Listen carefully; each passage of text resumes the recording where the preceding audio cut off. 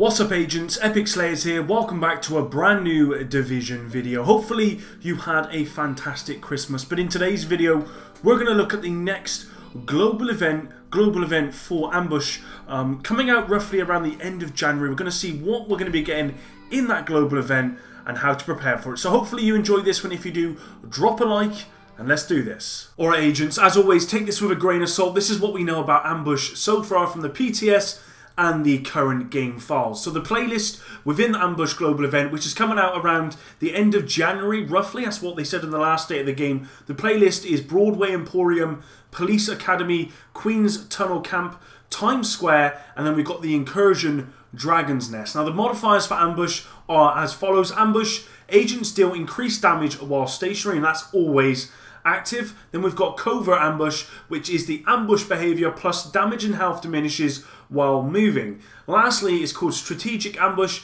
Now this is Covert Ambush behavior plus obviously the ambush, which is always active, plus damage buff, then health diminish when close to other teammates. Basically, when players are stationary during ambush, a bar will fill up, increasing damage output as it does so. You can choose when to move and when to stay and sort of fight them, because you can decide when your damage is up, you're likely going to be wanting to put out as much damage as possible. Weapons like stationary weapons like snipers, or maybe something like the big Alejandro, which has that amazing talent where you got to be stationary to use that talent, would be really effective in this. And I imagine something like a Lone Star build with Alejandro would be very strong within this global event. And then when a covert or strategic ambush is active, the increased damage bar will drain with movement. Once empty, the player will start to lose health instead of damage. So obviously, if you're going for that higher or the harder sort of covert ambush or strategic ambush, then when you are moving, then you are going to be taking that damage. Actually, you're going to be taking health off yourself. From what I remember from the PTS, if you're doing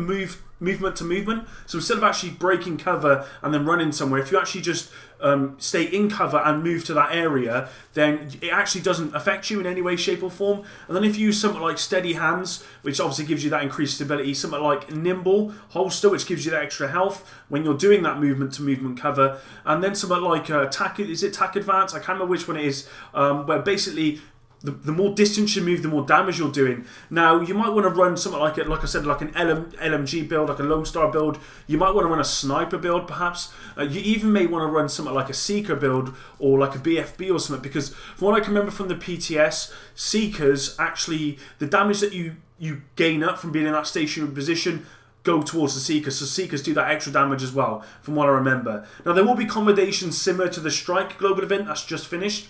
Instead of security wing skills, you have to run the missions with tech wing skills only. And I will go into more detail about that in a later video. But for now, I just wanted to bring out sort of what Ambush is, what to expect for the Ambush global event coming at the end of January. There are some masks tied to this, and I will leave a link in the description below with those masks. There's 3 new masks. They all look really, really cool, and I'm sure you lot will be grinding your ass off for those. So you guys will have to let me know in the comment section below, based on those modifiers, what do you think you'll be running? I think for me personally, I unfortunately don't have 6-piece Lone Star, but I will be trying to get 6-piece Lone Star. I've got a big Alejandro, so I'll probably use something like that, because I don't really like using skills like BFB and Seekers, but they do seem like they would be really good in this situation. And just remember, guys, as I said before, you can use cover-to-cover movement. Unless they've changed it, the cover-to-cover movement does not affect you moving. Effectively, it doesn't count as you moving, so you won't be losing that health whilst you're making that mover. And then, of course, if you're running the right talents with it, you can do extra damage, you can get extra health, and you can get extra stability, among other things. So there you go. Hopefully you did enjoy this one. First video back after the Christmas period. If any of you guys wanted to know, yes, I had a fantastic Christmas. Looking forward to the new year. Looking forward to a lot of drink, as I'm sure a lot of you guys are. With that said, thanks for all your support, and until the next one, Epic out.